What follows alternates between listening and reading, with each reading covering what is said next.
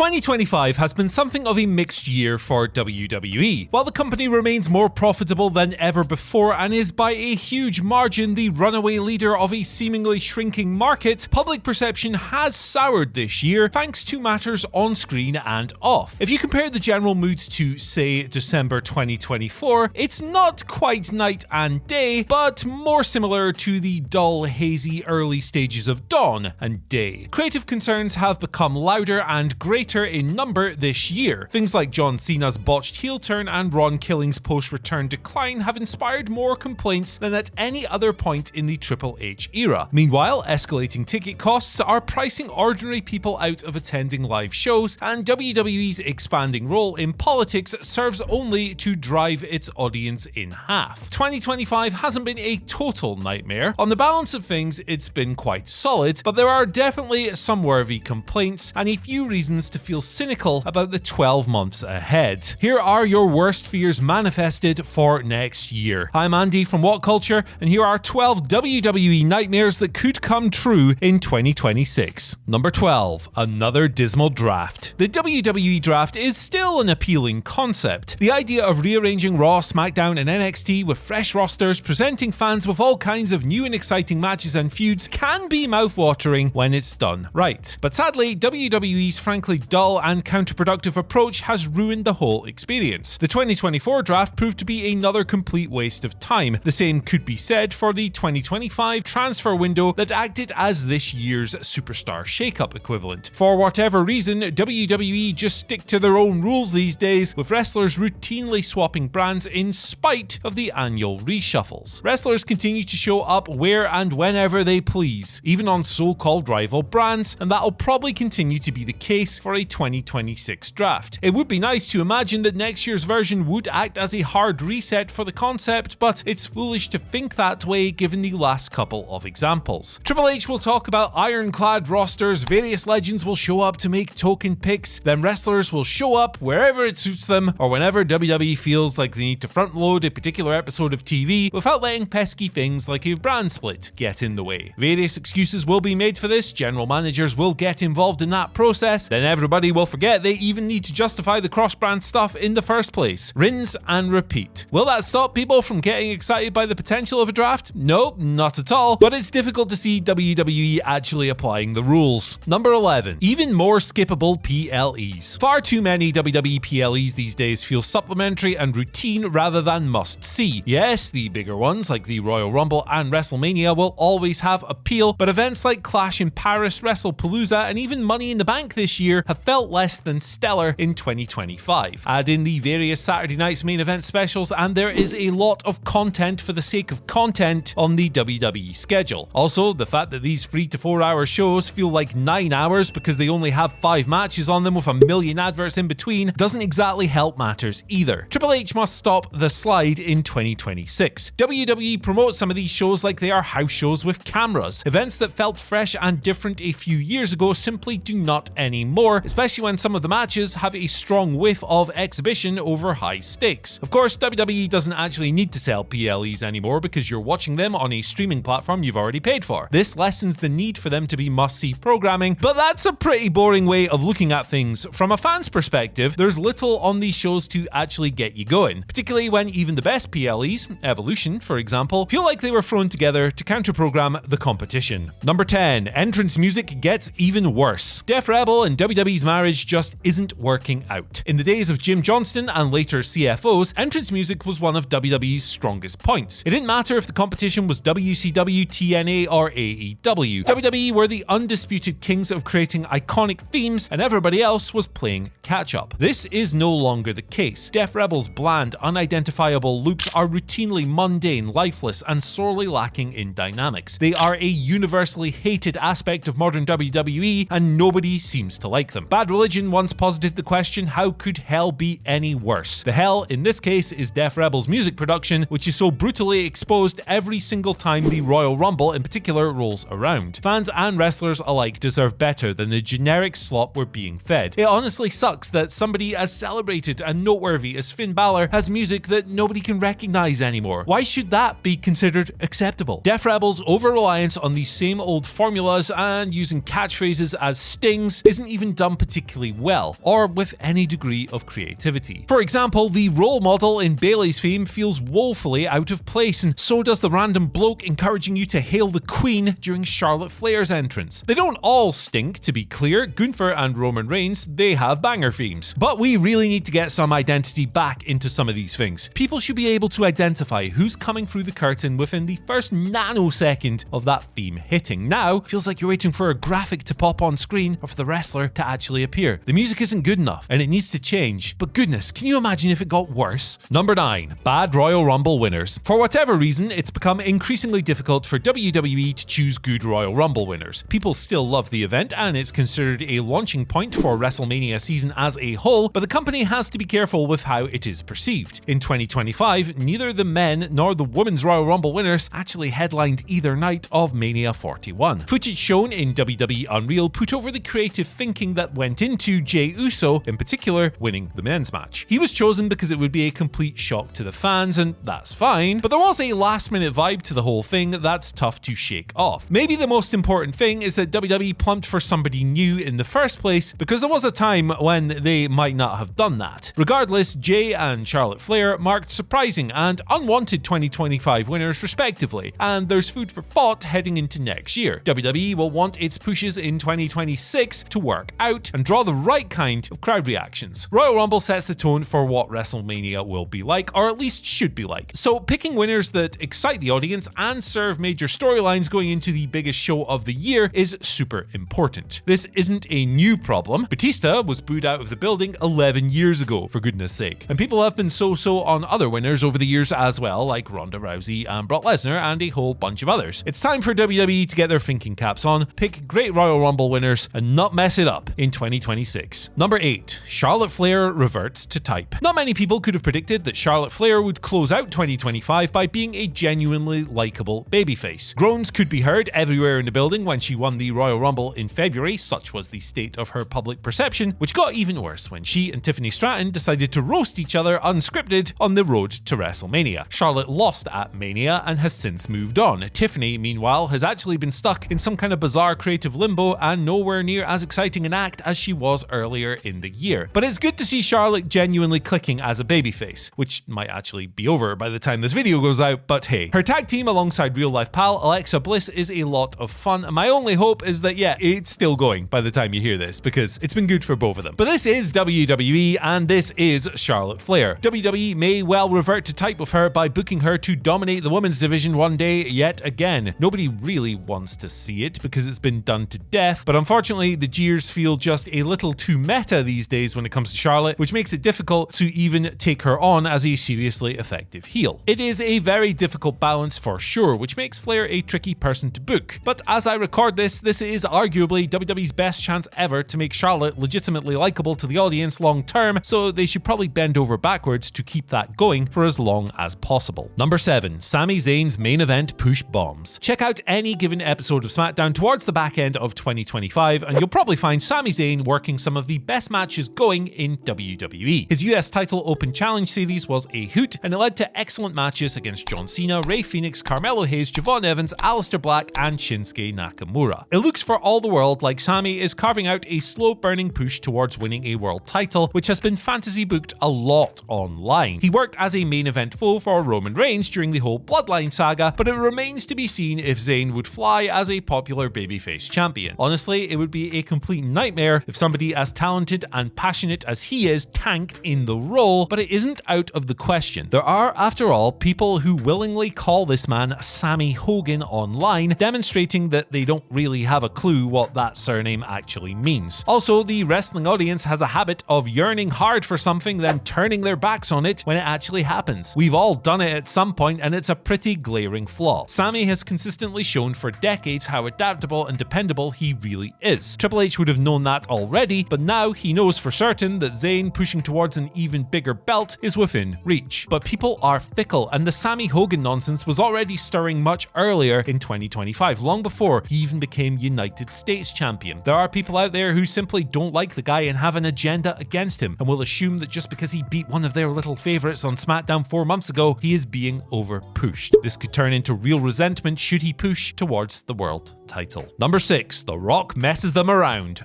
again. Depending on your position, The Rock's current presence in WWE either makes him a perversely entertaining agent of chaos or an unwanted disruptive lunatic. His involvement in the John Cena heel turn then subsequent disappearance wasn't ideal, but yeah, have to kind of blame the creative team for that one. WWE knew he wasn't going to be at WrestleMania 6 weeks in advance, but they still left the idea that he could show up hanging. In the end, the best they could come up with was a never-ending Travis Scott run-in, and there's nobody to blame but the writers. Payoff for The Rock's part in this story has been seriously poor, and if you hate The Rock, you'd probably argue that WWE needs to put some kind of leash on him. Stop letting him meddle in creative, you might say, but here's the thing. The Rock is on the TKO board of directors. He is much more senior than Triple H is in this company, and if he wants to meddle with creative, there's nothing that middle manager Paul Levesque can do to stop him. This means that there is a distinct possibility of everything happening again, especially with the Smashing Machine not doing so well at the box office. Chances are that Dwayne Johnson is currently sitting at home plotting ways he can disrupt the WWE universe before he inevitably changes his mind and buggers off again. Personally, I kinda love the chaos he brings to the table, but I completely understand why others do not. And at this point, would you honestly bet against him winning the Royal Rumble, challenging Cody Rhodes, then deciding a week later that he can't actually be arsed? If so, I've got a haggis hunting license to sell you. Number 5. Partnerships dilute the product. One of the most unpredictable aspects of modern WWE is how the organization has forged links with other wrestling promotions. Under Vince, that seemed impossible, but it did happen historically as well. Go back to the 1990s and you will find the WWF linking up with AAA and ECW in 1997, and there were ties to Smoky Mountain Wrestling before that as well. But the extent of WWE's current partnerships with TNA and AAA is next level. They are promoting cards with both promotions, and WWE owns a 51% controlling stake in the Mexican group as well, which you have to imagine, if it hasn't already happened, might even be a goal for them and TNA as well. Those links with TNA and AAA have been bleeding over into WWE TV, and not just on NXT either. Dominic Mysterio flaunted his AAA Mega Championship on Raw, and the announcers practically mentioned both companies in every episode. That is fine, but it probably needs to be where we draw the line. Things get too busy, they're too hard for some fans to keep track of, and it generally waters things down. Plus, given that the AAA product in particular has become so gentrified that it barely differentiates from existing WWE shows, there's not much of an identity to any of these things anymore. To explain, that means focusing more on the core WWE products than doling it out to others. Working relationships are great, but it would be smart to show some restraint. Number 4. Cody Rhodes starts getting Roman Reigns heat. Remember the era of WWE's top babyfaces being booed?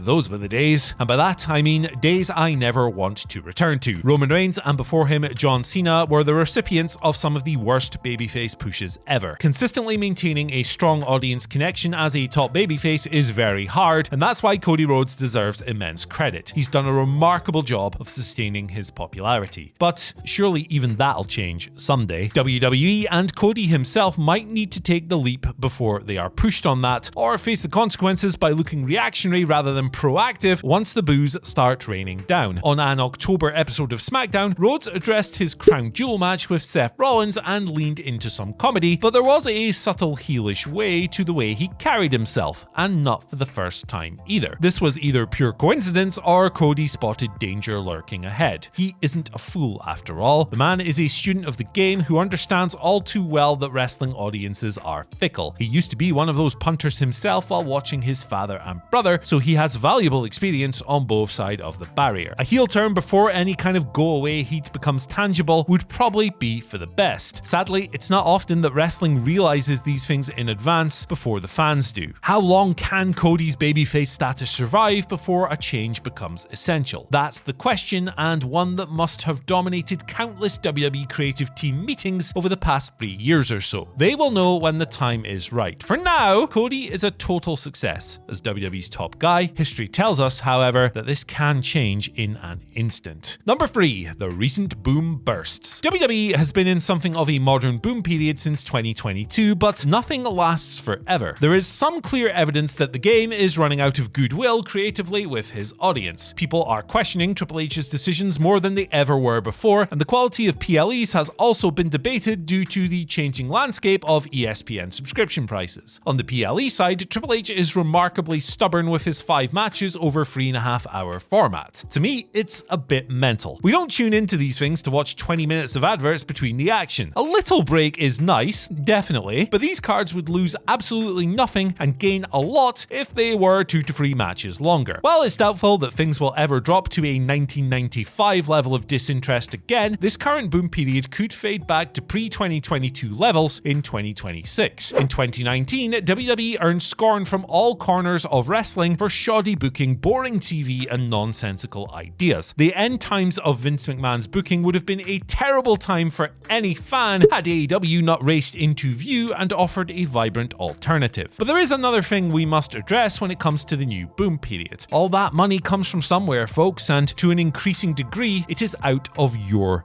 pocket. Number 2. Fans say no more on ticket price increases. It has never been more expensive to attend WWE shows across the board. TKO thinks that they can just charge whatever the hell they want and people will just pay it. In a way, up to this point, they have been correct. Attendances are strong, and every single time Triple H or Stephanie McMahon walk out on a PLE and announce a record gate, every sheep in attendance stands out and claps mindlessly, applauding the company for ripping them off. Yay! I spent $2,000 to be here. You go, corporate America.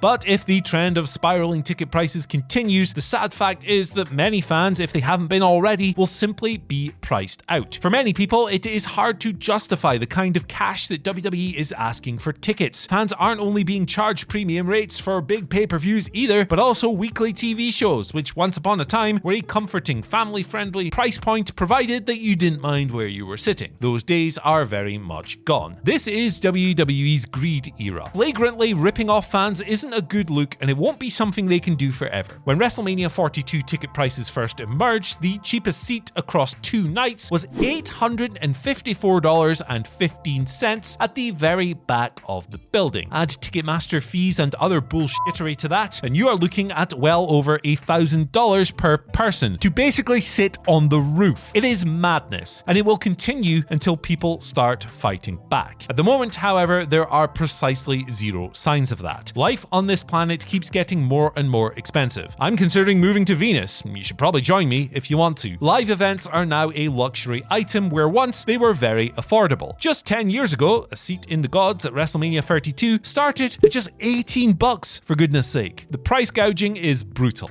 Welcome to capitalism, folks. And number 1, money makes WrestleMania in Saudi Arabia permanent. Here are the facts. WWE shows in Saudi Arabia have already made more money than every WrestleMania in history, by a lot. WWE is paid $50 million per show in Saudi Arabia. The Royal Rumble will be PLE number 14, which equates to $700 million. The total of every WrestleMania ticket sale ever doesn't even equal half of that. So if you're thinking that the idea of bringing WrestleMania to Saudi Arabia hasn't already been considered, you, my friend, are sadly mistaken. This is a money-driven organization. Providing WWE shows is no longer about the fans or treating families to a jolly old time. They don't care about your city getting its turn or anything like that. They are in it for the money, baby. And if they can balance that while getting away with the kind of backlash they receive, maybe, just maybe, Mania in Riyadh or Jeddah becomes a regular thing. From a fan standpoint, in Europe or the United States, that would be far from ideal, because it means you probably aren't going to be able to go anymore. Many wrestling fans build their year's vacations around WrestleMania. If it's happening halfway across the world, travel costs go through the roof, and there's no guarantee of tickets even being available to Western fans anyway. The Saudi Arabian fans are very passionate. They will lap these tickets up. They will buy them as soon as they go on sale, which is great because they're super engaged and they deserve a good show. But it does mean that if you're used to going to WrestleMania, that option may no longer exist. The compromise would be WWE holding 2 WrestleManias, one in Saudi Arabia and one elsewhere. But this only dilutes the brand. The whole point of WrestleMania is that it's special because it's huge and it only happens once a year. It is a true destination and an event. Do it twice and it is no longer as special. Could this happen in 2026? The odds are slim, don't get me wrong, but they aren't zero. Not at all.